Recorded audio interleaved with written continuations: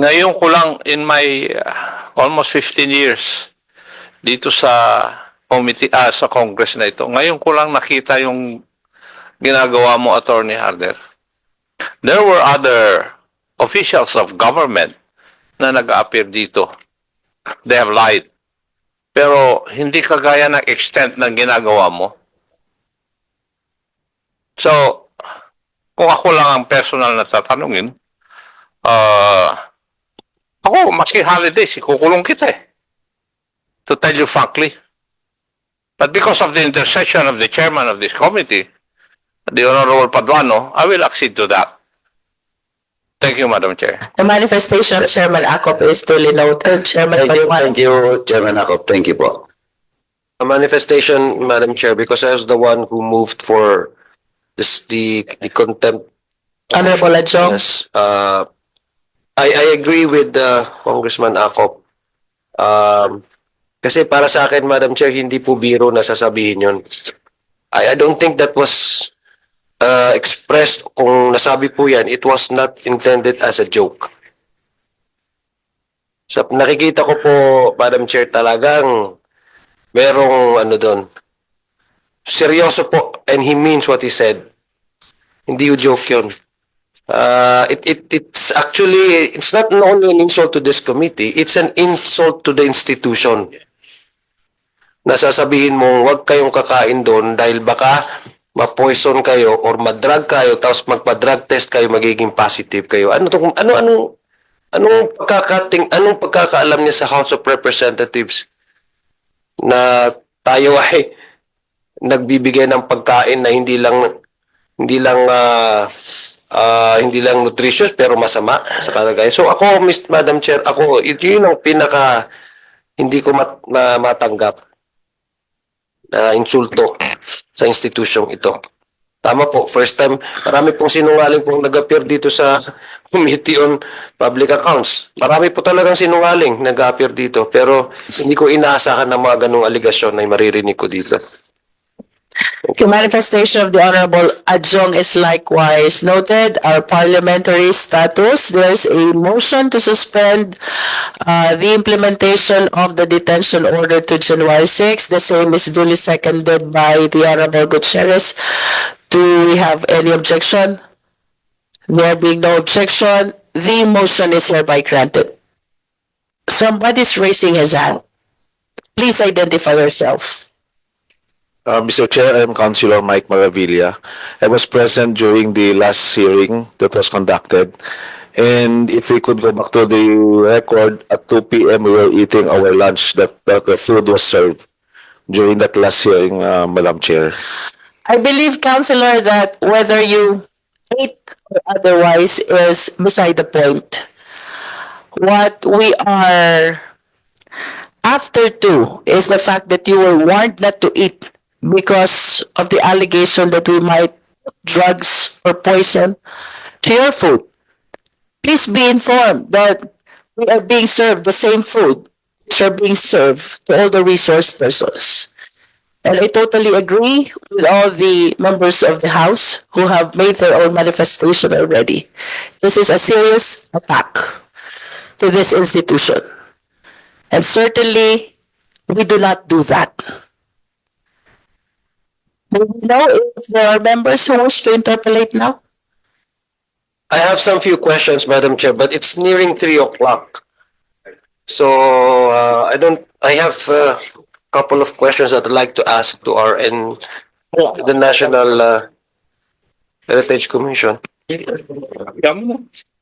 Saan ko na? Yes, we recognize Jong for his interpellation. Thank you, Madam Chair. I'd like to direct my questions po to NHCP. But before that, Madam Chair, I would like to offer you our food, our snack, sir. Sarap po yan. I think lasagna po ito. Just a couple of clarification, Madam Chair. Madam Chair, last committee hearing, there was a discussion regarding the site where this temporary marketplace was situated. And there was also a question that was asked to the mayor whether or not the site where this temporary market will be placed required a certification and perhaps maybe an assessment from the certification from NHCP.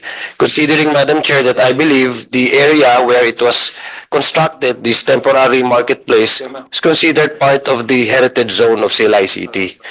Now, Mr. Chair, the response of the mayor, I believe, based on our document here, the response was they sent a message, a letter to NHCP, but it wasn't responded to.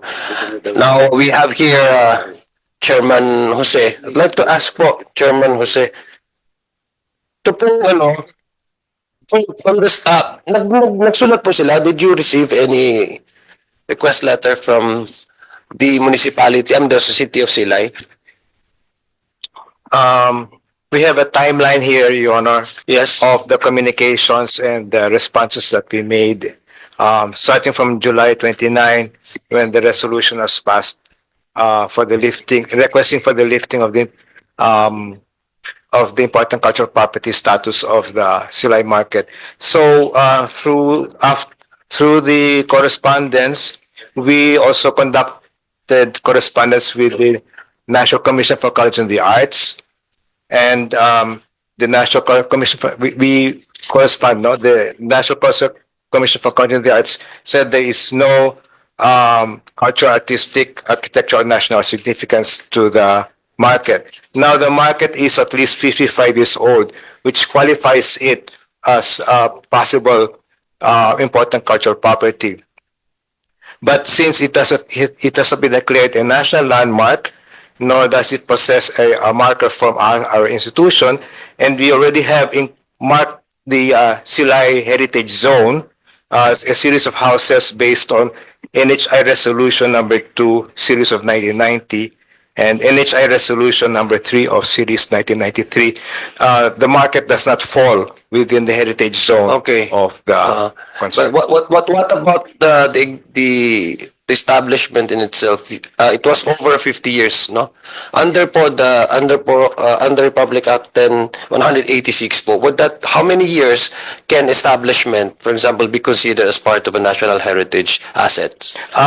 It should be at least 50 years old. Yeah. But considering, and now it is 55 years old, but considering consultations, there was nothing of historical or artistic value. So we in a resolution of the National Historical Commission in October, we lifted the imposition. So meaning to say the city government can proceed even without asking the HCP to conduct an assessment on the location itself? We gave the permission, we lifted it so that they can already continue the what interventions they have with that. So wala na pong kailangan, hindi na po kailangan yung kanyang assessment niyo, certificate, whatever. Hindi na po. Oh, hindi na. I don't know, Madam Chair, to whom do I direct this my next question? Maybe po dun sa, do we have the Administrator of National Heritage Zone of Silay City? Do we have her or him here? Somebody can answer that? Yes, I yield to Chairman. I think it's also the mayor, the chairman. Okay. No, I think it's also the mayor. But with the indulgence of Congressman Adjong, balikan ko lang po yung NCCP. Chairman, of course, under the law, 15 years above can be considered, di ba? Now, but of course, supposedly before demolition or improvement of such now 50-year-old structure should get a clearance from you. Tama? Okay, now, in the case for the information of the Honorable Committee to the resource person, ang problema kasi dito, though it is not declared and part of the heritage zone, ang problema kasi dito is the project has already started, no? Before getting clearance through a sangguniang resolution to the National Historical Commission. Yun pong issue dito. Para ang labas kasi, dahil may problema, simula na, inabol na lang yung yung request to delist such structure.